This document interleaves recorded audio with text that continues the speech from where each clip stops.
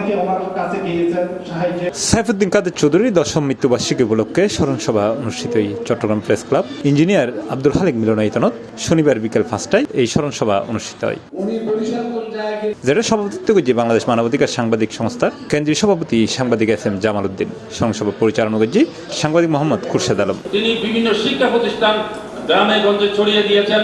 তার পাশাপাশি সংবাদপত্রের স্বাধীনতার পক্ষে তার একটা শক্তিশালী ভূমিকা ছিল। 1975 সালে যখন বাকশাল গঠন করেন শেখ মুজিবুর রহমান, সংবাদপত্র বন্ধ ঘোষণা করেন, তখন বাংলাদেশে 4টি সংবাদপত্র ছাড়া বাকি সব সংবাদপত্র বন্ধ করে দিয়েছিল। স্বাধীনতার সপক্ষে সাইফুদ্দিন কাদের চৌধুরী সাহেব আজীবন নিবেদিত প্রাণ একজন সংগঠক ছিলেন। এটা প্রধান অতিথি হিসেবে উপস্থিত আছেন মরহুম সাইফুদ্দিন কাদের চৌধুরীর বড় বোন স্যার মরিস ব্রাউন ইন্টারন্যাশনাল স্কুলের প্রতিষ্ঠাতা অধ্যক্ষ মিসেস জুবেদা মানোয়ার। মুক্তিযুদ্ধের পরে আমার সময় আমার ভাই সালাউদ্দিন দেশে ছিল। সাইফুদ্দিন আমাদের ভাই বোনদের মধ্যে সাইফুদ্দিন একটু নরম স্বভাব ছিল। বাঘের পেটে তো শিয়াল হয় না, বাঘের পেটে বাঘের বাচ্চাই হয়।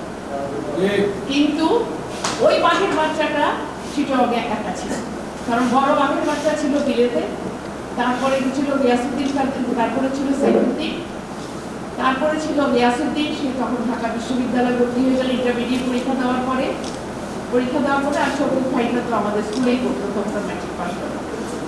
সুতরাং সাইফুদ্দিনের তখন নিরুপায় অবস্থা, তাকেই পরিবারের ফল ধরতে হয়েছে। এই সময় বিশেষ অতিথি হিসেবে উপস্থিত আছেন বিশ্ব প্রেস কাউন্সিলের নির্বাহী কমিটির সাবেক সদস্য ও চট্টগ্রাম প্রেস ক্লাবের শৃঙ্খলা ও ব্যবস্থাপনা উপকমিটির আহ্বায়ক বীর মুক্তিযোদ্ধা মঈনুদ্দিন কাদের শওকত।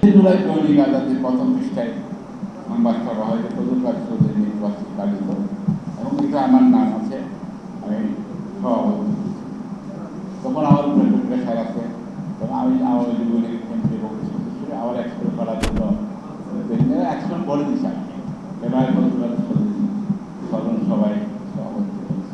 খুব কম সময় আমি তাকে দেখেছি। তার কথাবার্তার স্টাইল, বলার ভঙ্গিমা আমাকে বিভক্ত করত।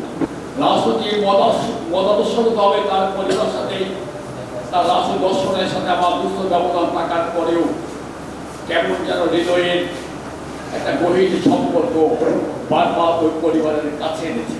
পাশাপাশি অনুষ্ঠানে প্রধান আলোচক হিসেবে উপস্থিত আছেন চট্টগ্রাম উন্নয়ন কর্তৃপক্ষের আইন উপদেষ্টা অ্যাডভোকেট জিয়া হাবিব আহসান। দানবীর ব্যক্তি হিসেবে নিজেকে সমাজে প্রতিষ্ঠিত করতে পারতেন, কিন্তু তিনি সেটি চাননি। তিনি চেয়েছিলেন তিনি যে কাজ করবেন এই কাজের স্বীকৃতি মহান রব্বুল আলামিনের দরবারে, হাকিমের দরবারে যেন সেটা পান। আমার সাথে ওনার মনে হতো, যার সাথে সম্পর্ক ছিল তিনি মনে করতেন ওনার সাথে মনে হয় আমার সবচেয়ে বেশি ভালো সম্পর্ক। এছাড়াও এর আলোচক আছেন বাংলাদেশ বৌদ্ধপুরার আহ্বায়ক সাথী উদয় কুসুম বড়ুয়া, জেলা যুবদলের সহসভাপতি সাবেদ সুলতান কাজল, রাজনীতিবিদ আনিসুজ্জামান সোহেল, মাহমুদুর হাসান রুমি, বৌদ্ধফোরামের যুগ্ম আহ্বায়ক জিতেন্দ্র বড়ুয়া, আইন সহায়তা ফাউন্ডেশনের চট্টগ্রাম বিভাগীয় সভাপতি মোহাম্মদ শাহাবুদ্দিন, শ্রমিক নেতা মোহাম্মদ রফিকুল ইসলাম সহ আরো বুদ্ধিয়াই। রাজনীতি করতেন না ঠিকই, রাজনৈতিক নগরদের মতো রাজনৈতিক ব্যক্তিদের মতো ওনার চলাফেরা ছিল। উনি মানুষের মাঝে বিদ্যমান ছিল। উনি রাজনীতির নারী পুরুষ ছাত্র জনপদ থেকে ওনাকে ভালোবাসতেন। উনার পরিচয় এখানে টাকা দেওয়ার মতন লোক হতো, টাকা দেওয়ার মতন টাকা থাকতো না, এবং লোকে এখানে উপস্থিত হতো।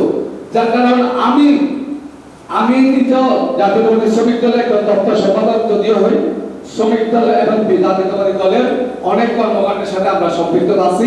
C+ TV Chittagong. অনেকে চিকিৎসার জন্য